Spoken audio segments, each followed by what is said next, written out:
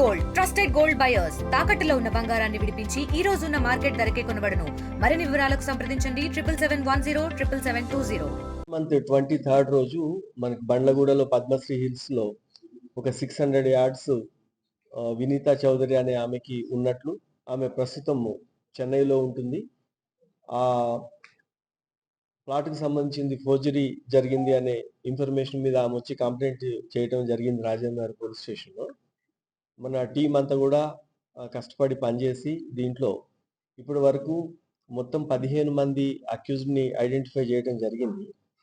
మామూలుగా ఇది ఫోర్జరీ లేదా ఈ చీటింగ్ కేసులో లానా ఒకళ్ళు ఇద్దరు అక్యూజ్డ్ ఎవరైతే ఫ్రంట్ ఫేస్ ఉంటుందో వాళ్ళతో మాత్రమే లిమిట్ చేయకుండా దాంట్లో మొత్తము ఉన్న గ్యాంగ్ని, దానికి ఉన్న కాన్స్పిరసీని, దాంట్లో ఏ రకమైన రోల్ ప్లే చేస్తున్న వాళ్ళందరినీ ఇన్వాల్వ్ చేస్తూ ఒక 15 మెంబర్స్ మీద వాళ్ళ ఇన్వాల్వ్మెంట్ ఇప్పటి వరకు ఐడెంటిఫై చేయడం జరిగింది. దాంట్లో 7గురిని ఇప్పుడు అరెస్ట్ చేశారు, కోర్టులో ప్రొడ్యూస్ చేస్తున్నారు.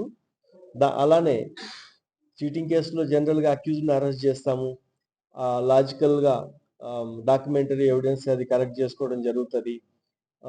మనీ రికవరీ ప్రాసెస్ అనేది చాలా కష్టతరంగా ఉంటుంది.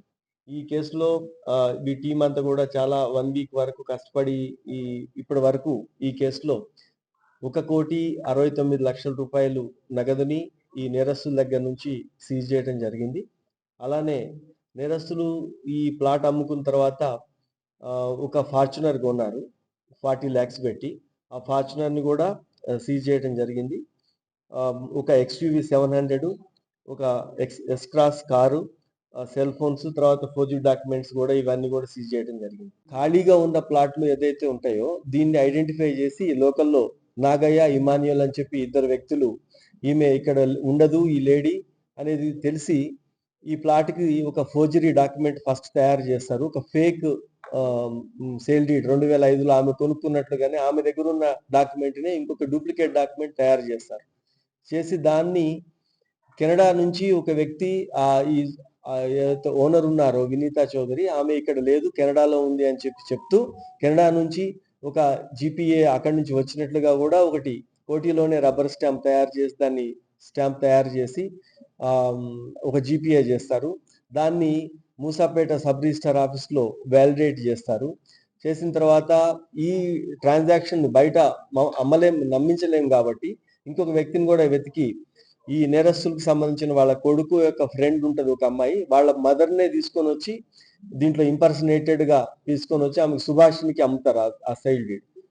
ఆ సుభాషిని దగ్గర నుంచి ఇప్పుడు మనకి విక్టిమ్స్ ఎవరైతే శ్రీనివాస్ రెడ్డి, భరత్ రెడ్డి అని చెప్పి ఎవరైతే కొనుక్కున్నారో 4,26,00,000 పెట్టి జెన్యున్ గానే ఆ మొత్తం మీద ఈ ట్రాన్సాక్షన్ ఫ్లో అంతా కూడా జెన్యున్ గా ప్రొజెక్ట్ చేయడంతో వీళ్ళు లీగల్ ఒపీనియన్ తీసుకొని కూడా వాళ్ళు కొని మోసపోతారు. ఎప్పుడైతే ఈ నోటీస్లోకి వచ్చిన తర్వాత వీళ్ళందరినీ అరెస్ట్ చేసాం, ఇప్పటి వరకు సీజ్ ఉంది. దీంట్లో ఇంకా ఈ వ్యాలిడేషన్ చేసిన ప్రాసెస్లో కానీ లేకపోతే ఈ డాక్యుమెంట్లు తయారు చేసిన వాళ్ళని ఇంకా ఐడెంటిఫై చేయడం జరుగుతుంది. ఈ 15 మందితో పాటు ఇంకో చాలా మంది దీంట్లో వచ్చే అవకాశం ఉంది. అలానే ఈ కెనడా అని చెప్పి ఒక ఫేక్ డాక్యుమెంట్ తీసుకొని దాన్ని వ్యాలిడేట్ చేస్తే దాంట్లో ఎవరైనా సరే సబ్ రిజిస్ట్రార్ దాంట్లో కానీ ఇంకెక్కడైనా సరే ఎనీ గవర్నమెంట్ అఫీషియల్స్ ఉన్న వాళ్ళ రోల్ కూడా అందరినీ ఎంక్వైరీ చేస్తాము. తర్వాత ఇప్పటి వరకు ఈ మధ్యకాలంలో రాజేంద్ర నగర్లో ఐడెంటిఫై చేసి